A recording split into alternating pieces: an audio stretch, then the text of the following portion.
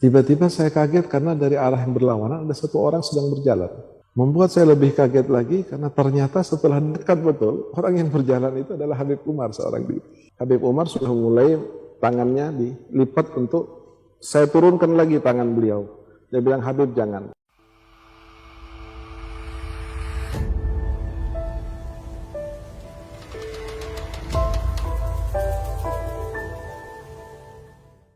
Pernah satu saat ketika kami berada di lagi pesantren di Tarim, belum di Darul Mustafa karena Darul Mustafa belum terbangun. Kami waktu itu ada di Masjid Taqwa. Jadi di masjid di atasnya itu ada ruangan besar kosong. Kami ditempatkan di situ bersama dengan Habib Hasan juga. Ada Habib Mundir, ada Habib Jindad, ada Ustaz Ubaidillah dan teman-teman kami yang lain. Sebagaimana biasa, piket itu terbagi piket untuk masak.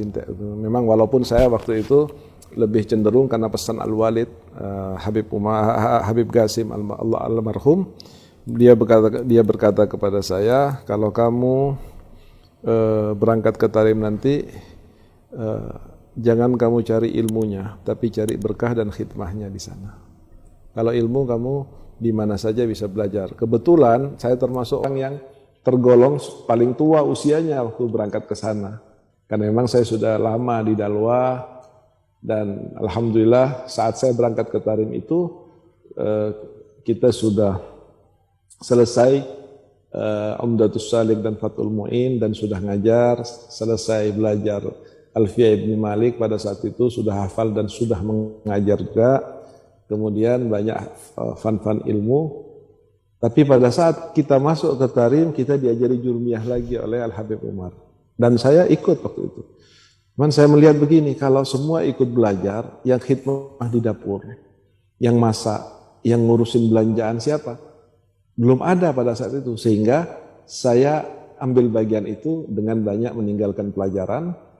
Tapi bukan karena saya merasa saat itu sudah paham, saya mengambil hal yang memang menjadi pesan daripada almarhum Al-Walid, ayah saya, untuk khidmah dan mencari barakah. 2-3 tahun saya lakukan itu. Pada saat kami ada di Taqwa, suatu hari ada acara, kemudian entah acara apa saya lupa tepatnya, yang penting cucian banyak sekali. Masak banyak sekali, cucian piring-piring dan nampan kotor itu banyak sekali. Sampahnya banyak juga. Waktu itu saya piket dengan bertiga, saya, Habib Mundir, yang satu lagi Ustadz Muntahar Ridha. Ini dua-duanya sudah meninggal, rahimahumullah, rahmatal abrar. Waktu itu Habib Mundir sakit. Ustadz Muntahar Ridha lagi ada tamu dan tidak tahu pergi kemana. Praktis yang piket pada malam itu saya sendiri. Itulah Allah ketika ingin memberikan sebuah pelajaran atau sesuatu yang mengena, kadang-kadang lewat sunnah-sunnah seperti itu. Sehingga saya nyuci sendiri pada saat itu. Kemudian ngeberesin sendiri, ngebersihkan dapur sendirian, termasuk membuang sampah. Saya turunkan sampah dari atas, saya naikkan ke gerobak. Di gerobak, setelah masuk ke gerobak semua, itu kira-kira jam 1 lewat, hampir setengah 2. Saya tarik gerobak itu, biasanya berdua atau bertiga. Malam itu saya tarik sendiri gerobak sampah itu, karena memang tidak ada lagi yang menemani saya, dan teman-teman yang lain pada kecapean tidur. Sambil ngantuk-ngantuk saya itu tarik gerobak itu, menuju ke tempat sampah. Tempat sampah itu waktu itu di dekat rumahnya, rumah yang ditempati Habib Zaid, ada madrasah kosong ke situ. Saat saya berjalan, dengan begitu capeknya, sampai kadang-kadang merem jalan itu, tiba-tiba saya kaget karena dari arah yang berlawanan ada satu orang sedang berjalan. Membuat saya lebih kaget lagi karena ternyata setelah dekat betul, orang yang berjalan itu adalah Habib Umar seorang diri. Beliau mengucapkan salam lalu menegur saya, menanyakan Quraisy, kebiasaan Habib Umar gitu. Walaupun dia sudah tahu saya, tapi dia bilang Quraisy, dia bilang iya Habib, dia bilang sama siapa ente ngangkut sampah? Sendirian? Dia bilang, iya Habib, harusnya ada sama Muntaha, sama Mundir, tapi Mundir sakit, Muntaha ada tamu, ngantarkan tamu, jadi saya angkat pilihan. Jadi nggak ada temannya ente, tidak ada. Beliau mengatakan, ayo saya temani kamu ke tempat sampah. Habib Umar yang harusnya berjalan ke arah Aidit, ke arah rumahnya, itu balik lagi menemani saya sambil jalan di samping, saya narik sampah. Beliau bercerita tentang ini, nasihat ini.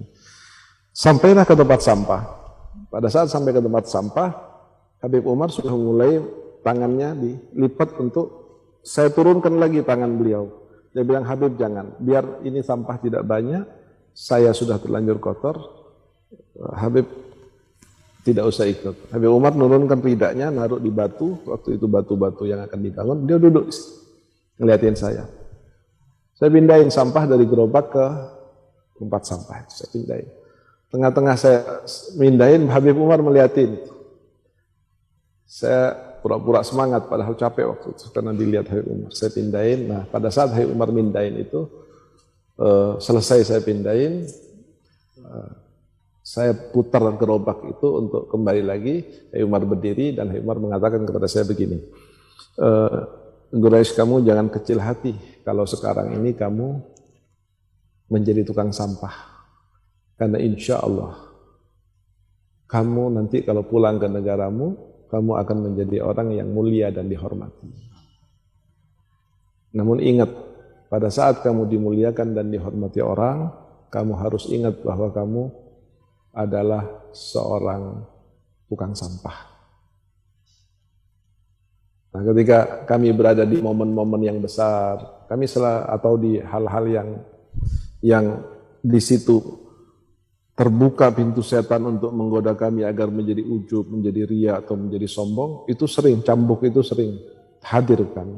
Habib Umar mengatakan, kamu sekarang tukang sampah, tapi insya Allah besok menjadi orang yang terhormat.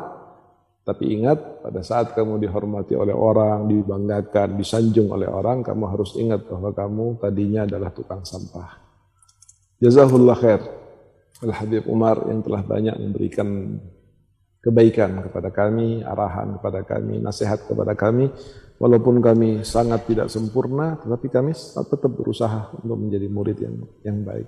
Dan mohon doa dari pemirsa semuanya, dari Habib Hasan khususnya, doakan kami supaya kami ini menjadi orang yang soleh, supaya saya menjadi orang yang bisa husnul khatimah.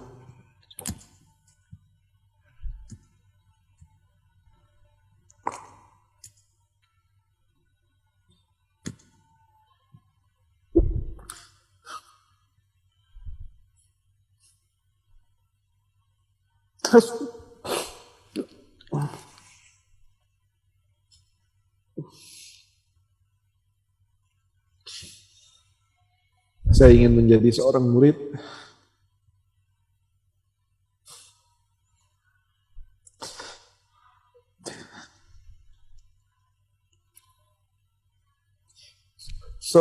yang selamat di dunia dan di akhirat.